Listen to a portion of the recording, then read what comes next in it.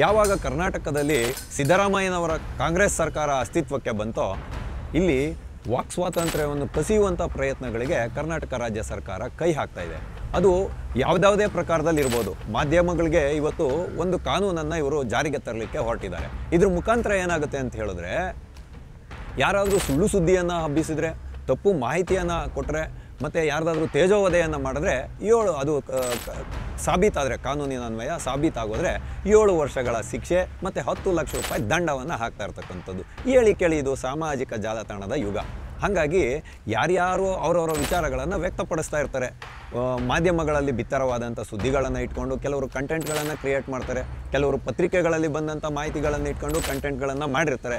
ಅದರಲ್ಲಿ ಕೆಲವು ಆಗು ಹೋಗುಗಳು ಆಗಿರ್ತವೆ, ಕೆಲವು ಸಣ್ಣ ಪುಟ್ಟ ತಪ್ಪುಗಳಾಗಿರ್ತವೆ. ಅದನ್ನೆಲ್ಲ ನೀವು ಸುಳ್ಳು ಸುದ್ದಿ ಅಂತ ಹೇಳ್ಬಿಟ್ರೆ ಜನಗಳು ಇನ್ನೇನು ಮಾತಾಡೋದೇ ಉಳಿಬಾರ್ದು, ನಿಮ್ಮ ಸಾರ್ವಭೌಮತೆಗೆ ಎಲ್ಲೂ ಧಕ್ಕೆ ಬರಬಾರ್ದು. ಹಂಗಾಗಿ ಅಂದರೆ ಇದು ಒಂಥರ ಸರ್ವಾಧಿಕಾರಿ ಧೋರಣೆಯನ್ನು ತೋರಲಿಕ್ಕೆ ಹೊರಟಿರ್ತಕ್ಕಂಥದ್ದು ಈ ಕಾಂಗ್ರೆಸ್ ಸರ್ಕಾರ. ಯಾಕೆ ಅಂತ ಹೇಳಿದ್ರೆ, ಕೇಳಿ ಇವರು ಸಚಿವರುಗಳು, ಇವರು ಶಾಸಕರು ಇವರೇ ಹೆಚ್ಚಾಗಿ ಸುಳ್ಳು ಸುದ್ದಿಗಳನ್ನು ಮಾತಾಡ್ತಕ್ಕಂಥದ್ದು ನಾವು ಮೊನ್ನೆ ಎಲ್ಲ ನೋಡಿದ್ದೀವಿ. ಕಾಂಗ್ರೆಸ್ ಸರ್ಕಾರನೇ ಯಾವ್ಯಾವ ಸುಳ್ಳುಗಳನ್ನು ಮಾತಾಡ್ತಾ ಇರುತ್ತೆ. ಯಾವಾಗಲೂ ಬಾಯಿ ಬಿಟ್ಟರೆ ಬರೀ ಸುಳ್ಳು ಹೇಳೋದು. ಭ್ರಷ್ಟಾಚಾರ ಮಾಡೇ ಇಲ್ಲ ಅಂತ ಹೇಳ್ತಾರೆ, ನಡೆಯೋದೆಲ್ಲ ಭ್ರಷ್ಟಾಚಾರ. ಸಾಲ ಮಾಡೇ ಇಲ್ಲ, ಕರ್ನಾಟಕದ ಆರ್ಥಿಕ ಸ್ಥಿತಿ ಚೆನ್ನಾಗಿದೆ ಅಂತಾರೆ, ರೇಷನ್ನೇ ಸಪ್ಲೈ ಆಗ್ತಾ ಇಲ್ಲ ಕರೆಕ್ಟಾಗಿ. ಇಂಥ ಎಲ್ಲ ವಿಷಯಗಳಿರುತ್ತೆ. ಅದನ್ನು ನಾವು ಧ್ವನಿ ಎತ್ತಿದ್ರೆ ಅವ್ರ ಮೇಲೆ ಹಾಕ್ಬಿಡೋದಂತೆ. ಸುಳ್ಳು ಸುದ್ದಿ ಕೇಸ್ ಹಾಕ್ಬಿಟ್ಟು ಪೊಲೀಸರಿಂದ ಬೆದರಿಸ್ಬಿಟ್ಟು ಇವ್ರಿಗೆ ಎಲ್ಲೂ ಮುಜುಗರ ಉಂಟಾಗದೇ ಇರುವಂಥ ಒಂದು ಸನ್ನಿವೇಶನ ನಿರ್ಮಾಣ ಮಾಡ್ತಾರೆ. ಅದಕ್ಕೆ ಕರ್ನಾಟಕ ರಾಜ್ಯವನ್ನು ಕಾಂಗ್ರೆಸ್ ಸರ್ಕಾರ ಏನು ಮಾಡ್ತಾ ಇದೆ, ಕಮ್ಯುನಲ್ ವೈಲೆನ್ಸ್ ಬಿಲ್ಲನ್ನು ತರಲಿಕ್ಕೆ ಕೊಟ್ಟಿತ್ತಲ್ಲ, ಅದನ್ನೇ ಪ್ರಯೋಗ ಶಾಲೆಯಾಗಿ ಇಲ್ಲಿ ಮಾಡ್ಕೊಳ್ತಾ ಇದ್ದಾರೆ. ಹೇಗೆ ಹಿಂದುತ್ವದ ಧ್ವನಿಯನ್ನು ಹತ್ತಿಕ್ಕಬೇಕು, ಯಾರು ನೇರವಾದ ವಿಚಾರಗಳನ್ನು ಮಾಡ್ತಾರೆ ಅವರ ಧ್ವನಿಯನ್ನು ಹೇಗೆ ಅಡಗಿಸ್ಬೇಕು ಅನ್ನುವಂಥ ಪ್ರಯತ್ನಕ್ಕೆ ಕೈ ಹಾಕ್ತಾ ಇರ್ತಕ್ಕಂಥದ್ದು. ಯಾಕೆ ಅಂತ ಹೇಳಿದ್ರೆ, ಈ ಸರ್ಕಾರ ಬಂದಾಗಿಂದ ಯಾವುದೇ ಅಭಿವೃದ್ಧಿ ಕಾರ್ಯಗಳನ್ನು ಕೈಗೊಂಡಿಲ್ಲ.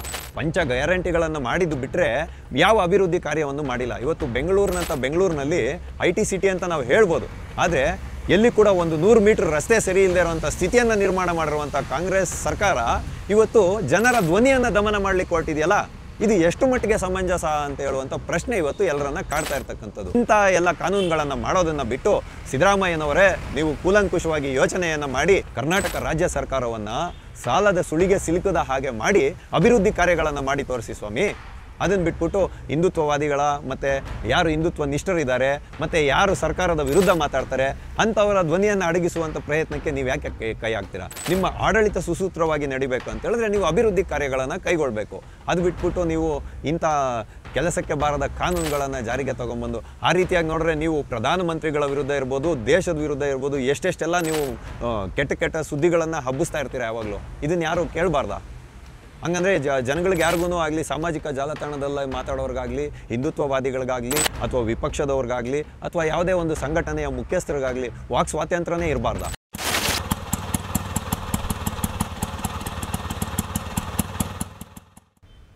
TV ವಿಕ್ರಮದ ಸಮಸ್ತ ವೀಕ್ಷಕರಿಗೆ ಆಟೋವಾಲಾ ಕಾರ್ಯಕ್ರಮಕ್ಕೆ ಆತ್ಮೀಯವಾದ ಸ್ವಾಗತ.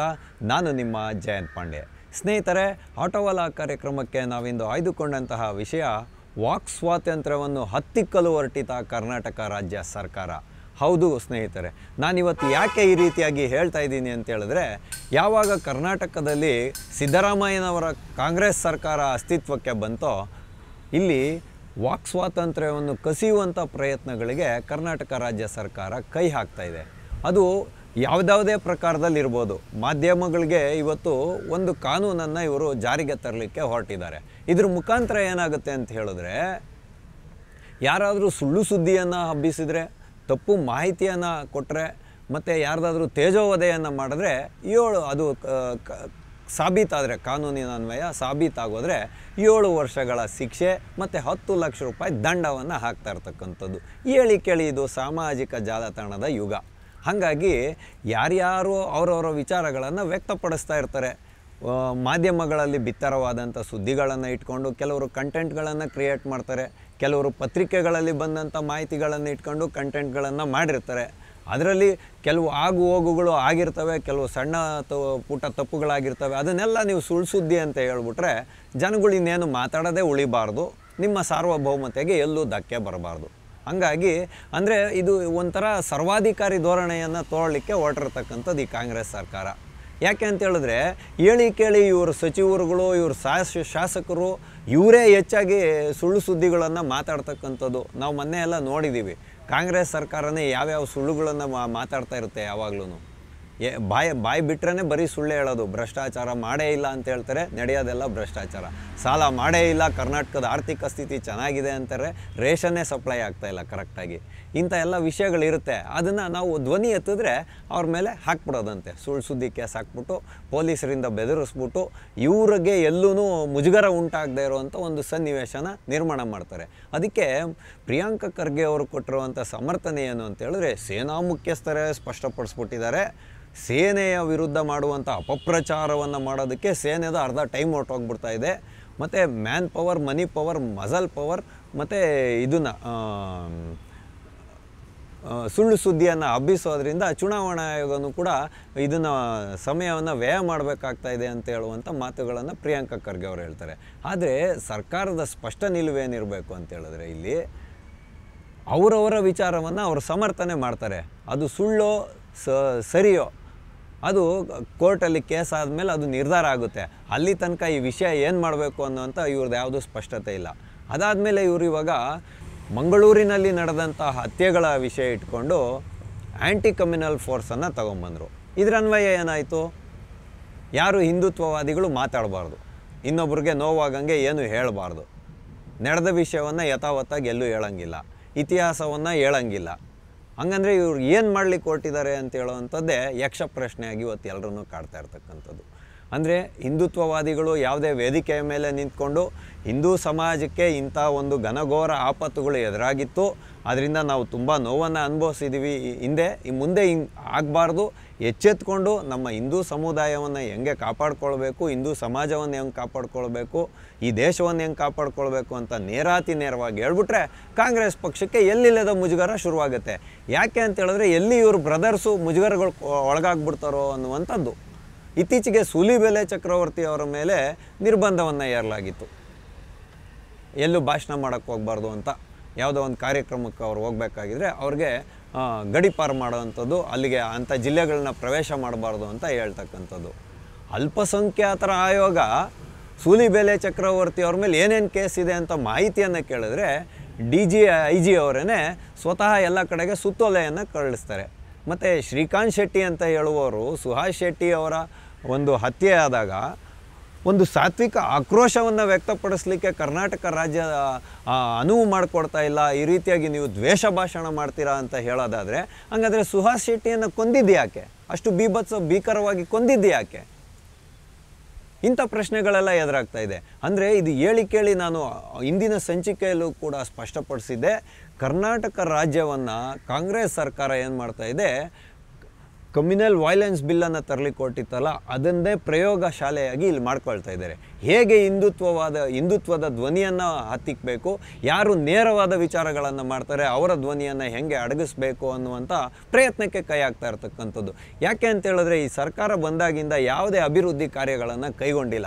ಪಂಚ ಗ್ಯಾರಂಟಿಗಳನ್ನು ಮಾಡಿದ್ದು ಬಿಟ್ಟರೆ ಯಾವ ಅಭಿವೃದ್ಧಿ ಕಾರ್ಯವನ್ನು ಮಾಡಿಲ್ಲ. ಇವತ್ತು ಬೆಂಗಳೂರಿನಲ್ಲಿ IT ಸಿಟಿ ಅಂತ ನಾವು ಹೇಳ್ಬೋದು, ಆದರೆ ಎಲ್ಲಿ ಕೂಡ ಒಂದು 100 ಮೀಟ್ರ್ ರಸ್ತೆ ಸರಿ ಇಲ್ಲದೆ ಇರುವಂಥ ಸ್ಥಿತಿಯನ್ನು ನಿರ್ಮಾಣ ಮಾಡಿರುವಂಥ ಕಾಂಗ್ರೆಸ್ ಸರ್ಕಾರ ಇವತ್ತು ಜನರ ಧ್ವನಿಯನ್ನು ದಮನ ಮಾಡಲಿಕ್ಕೆ ಹೊರಟಿದೆಯಲ್ಲ, ಇದು ಎಷ್ಟು ಮಟ್ಟಿಗೆ ಸಮಂಜಸ ಅಂತ ಹೇಳುವಂಥ ಪ್ರಶ್ನೆ ಇವತ್ತು ಎಲ್ಲರನ್ನ ಕಾಡ್ತಾ ಇರ್ತಕ್ಕಂಥದ್ದು. ಹಾಗಾಗಿ ಇನ್ನು ಮುಂದೆ ಏನಾಗುತ್ತೆ ಅಂತ ಹೇಳಿದ್ರೆ, ಎಷ್ಟೋ ಜನ ಇವತ್ತು ಸಾಮಾಜಿಕ ಜಾಲತಾಣಗಳಲ್ಲಿ ವಿಷಯಗಳನ್ನು ವ್ಯಕ್ತಪಡಿಸುವಾಗ ಸುಳ್ಳು ಸುದ್ದಿಯನ್ನು ಹಬ್ಬಿಬಿಡ್ತಾರೆ, ಅವ್ರನ್ನ ಇಟ್ಕೊಂಡು ನಾವು ಕೇಸ್ಗಳನ್ನು ಹಾಕ್ತೀವಿ ಅಂತ ಹೇಳ್ತಾ ಇದ್ದಾರೆ. ಇದು ಜಾರಿಗೆ ಬಂದರೆ ಏನಾಗುತ್ತೆ ಅಂತ ಹೇಳಿದ್ರೆ, ಯಾರು ಸರ್ಕಾರದ ವಿರುದ್ಧವಾಗಿ ಮಾತನಾಡ್ತಾರೋ, ಈಗ ನೋಡಿ ಉದಾಹರಣೆಗೆ ಮೊನ್ನೆ ಒಂದು ಏನು ಪಾಟೀಲ್ ಅವರೇ ವ್ಯಕ್ತಪಡಿಸಿದರು, ಅವ್ರದ್ದೇ ಸರ್ಕಾರದ ಒಬ್ಬರು ಶಾಸಕರು ದುಡ್ಡನ್ನು ತಗೊಂಡು ಮನೆಗಳನ್ನು ಹಂಚ್ತಾ ಇದ್ದಾರೆ, ಆಶ್ರಯ ಯೋಜನೆಯ ಮನೆಗಳನ್ನು. ನೇರವಾಗಿ ಅವರು ಜೈರ್ ಅಹ್ಮದ್ ಖಾನ್ ಅವರೇ ಭ್ರಷ್ಟಾಚಾರ ಮಾಡಿದ್ದಾರೆ ಅನ್ನುವಂಥ ಆರೋಪವನ್ನು ಹೊರಿಸಿದ್ರು. ಆವಾಗ ಉದಾಹರಣೆಗೆ ನಾನು ಈ ಘಟನೆಯನ್ನೇ ಹೇಳ್ತಾ ಇರೋದು, ಇದು ಸಾಬೀತಾದರೆ ಮಾತ್ರ ಅದು ಸತ್ಯವಾದ ಸುದ್ದಿ, ಇಲ್ಲಾಂದರೆ ಸರ್ಕಾರವನ್ನು ಮುಜುಗರಕ್ಕೆ ಈಡು ಮಾಡುವಂಥ ಸುದ್ದಿ. ಹಂಗಾಗಿ ಇದು ಸುಳ್ಳು ಸುದ್ದಿ ಆಗ್ಬಿಡುತ್ತೆ ಕಾಂಗ್ರೆಸ್ಸಿಗರ ಒಂದು ದೃಷ್ಟಿಕೋನದಲ್ಲಿ.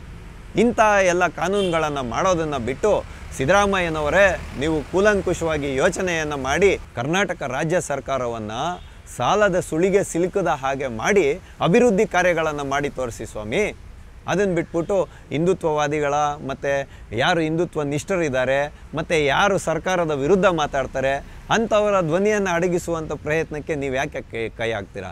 ನಿಮ್ಮ ಆಡಳಿತ ಸುಸೂತ್ರವಾಗಿ ನಡಿಬೇಕು ಅಂತ ಹೇಳಿದ್ರೆ ನೀವು ಅಭಿವೃದ್ಧಿ ಕಾರ್ಯಗಳನ್ನು ಕೈಗೊಳ್ಳಬೇಕು. ಅದು ಬಿಟ್ಬಿಟ್ಟು ನೀವು ಇಂಥ ಕೆಲಸಕ್ಕೆ ಬಾರದ ಕಾನೂನುಗಳನ್ನು ಜಾರಿಗೆ ತಗೊಂಬಂದು ಆ ರೀತಿಯಾಗಿ ನೋಡಿದ್ರೆ ನೀವು ಪ್ರಧಾನಮಂತ್ರಿಗಳ ವಿರುದ್ಧ ಇರ್ಬೋದು, ದೇಶದ ವಿರುದ್ಧ ಇರ್ಬೋದು, ಎಷ್ಟೆಷ್ಟೆಲ್ಲ ನೀವು ಕೆಟ್ಟ ಸುದ್ದಿಗಳನ್ನು ಹಬ್ಬಿಸ್ತಾ ಇರ್ತೀರ ಯಾವಾಗಲೂ. ಇದನ್ನು ಯಾರು ಕೇಳಬಾರ್ದ? ಹಂಗಂದರೆ ಜನಗಳಿಗೆ ಯಾರಿಗೂ ಆಗಲಿ, ಸಾಮಾಜಿಕ ಜಾಲತಾಣದಲ್ಲಿ ಮಾತಾಡೋರ್ಗಾಗಲಿ, ಹಿಂದುತ್ವವಾದಿಗಳಿಗಾಗಲಿ ಅಥವಾ ವಿಪಕ್ಷದವ್ರಿಗಾಗಲಿ ಅಥವಾ ಯಾವುದೇ ಒಂದು ಸಂಘಟನೆಯ ಮುಖ್ಯಸ್ಥರಿಗಾಗಲಿ ವಾಕ್ ಸ್ವಾತಂತ್ರ್ಯನೇ ಇರಬಾರ್ದ? ಸುಳ್ಳು ಸುದ್ದಿ ಅಂತ ಈ ರೀತಿಯಾಗಿ ಬಿಂಬಿಸಿ ನಾಗರಿಕರ ತೇಜೋವಧೆ ನೀವು ಮಾಡ್ತಾ ಇಲ್ವಾ ಅನ್ನೋವಂಥ ಪ್ರಶ್ನೆಯನ್ನು ಸಿದ್ದರಾಮಯ್ಯನ ಸರ್ಕಾರದ ಮುಂದೆ ಇಡೋದ್ರ ಮುಖಾಂತರ ಇಂದಿನ ಆಟೋವಾಲ ಕಾರ್ಯಕ್ರಮವನ್ನು ನಾವು ಮುಗಿಸ್ತಾ ಇದ್ದೇವೆ. ಮುಂದೆ ಇಂತಹದ್ದೇ ಒಂದು ಕುತೂಹಲಕಾರಿಯಾದ ವಿಷಯದೊಂದಿಗೆ ನಾವೆಲ್ಲರೂ ಮತ್ತೆ ಭೇಟಿಯಾಗೋಣ. ಅಲ್ಲಿವರೆಗೂ ಟಿ ವಿ ವಿಕ್ರಮವನ್ನು ಸಬ್ಸ್ಕ್ರೈಬ್ ಮಾಡೋದರ ಮುಖಾಂತರ, ನಿಮ್ಮ ಸದ್ವಿಚಾರಗಳನ್ನು ಕಾಮೆಂಟ್ ಮಾಡೋದರ ಮುಖಾಂತರ ಹಾಗೂ ಶೇರ್ ಮಾಡುವುದರ ಮುಖಾಂತರ ನಮ್ಮನ್ನು ಪ್ರೋತ್ಸಾಹಿಸಿ. ಟಿವಿ ವಿಕ್ರಮ, ದೇಶ ನಿಮ್ಮ ಕೈಯಲ್ಲಿ. ಈ ಕಾರ್ಯಕ್ರಮ ನಿಮಗೆ ಇಷ್ಟ ಆಗಿದ್ದಲ್ಲಿ ಲೈಕ್, ಶೇರ್ ಹಾಗೂ ಕಮೆಂಟ್ ಮಾಡಿ. ಟಿವಿ ವಿಕ್ರಮದ ಕಾರ್ಯಕ್ರಮಗಳನ್ನು ನಿರಂತರವಾಗಿ ವೀಕ್ಷಿಸಲು ಸಬ್ಸ್ಕ್ರೈಬ್ ಮಾಡಿ, ಬೆಲ್ ಐಕನ್ ಒತ್ತಿ.